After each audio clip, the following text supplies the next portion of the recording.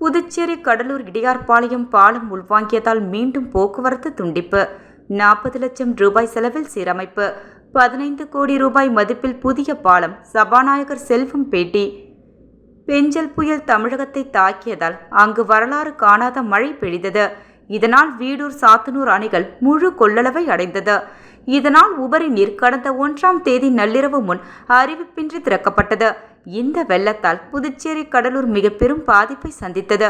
தென்பெண்ணை ஆற்றில் கடந்த 2ஆம் தேதி 1.5 லட்சம் கன அடி தண்ணீர் பெருக்கெடுத்ததால் தென்பெண்ணை ஆற்றின் கரையோர கிராமங்கள் நீரில் மூழ்கின.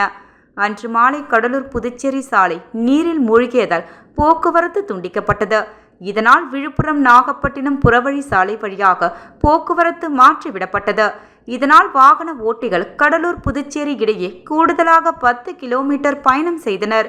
நேற்று மதியம் கடலூர் புதுவை சாலையில் பெருக்கெடுத்த வெள்ளம் வடிய துவங்கியதால் மாலை 3 மணிக்கு பிறகு கடலூர் புதுவை இடையே நேரடி போக்குவரத்து தொடங்கியது. இந்த நிலையில் இந்த சாலையில் நேற்றிரவு 10 மணிக்கு தவளக்குப்பம் அடுத்த இடையாஞ்சாவடி ஓடைப்பாலம் உள்வாங்கியது. இதனால் புதுவை கடலூர் சாலையில் மீண்டும் போக்குவரத்து துண்டிக்கப்பட்டது. கடலூர் சென்ற அனைத்து வாகனங்களையும் போலீசார் முருக்கப்பாக்கம் சந்திப்பு கொம்பாக்கம் வழியாக திருப்பிவிட்டனர். தகவலறிந்த முதலமைச்சர் ரங்கசாமி, சபாநாயகர் செல்வம், அமைச்சர் லட்சுமி நாராயணன், பொதுப்பணித்துறை அதிகாரிகள் சம்பவ இடத்திற்கு சென்று பார்வையிட்டனர். பாலம் உள்வாங்கியதால் எடுக்க வேண்டிய நடவடிக்கை பற்றி அதிகாரிகளுடன் முதலமைச்சர் ஆலோசனை நடத்தினார்.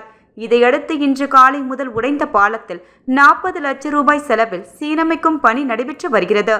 புதியதாக 15 கோடி ரூபாய் மதிப்பில் புதிய பாலம் கட்டப்படும் என தொகுதியின் சட்டமன்ற உறுப்பினராக சபாநாயகர் செல்வம் தெரிவித்தார்.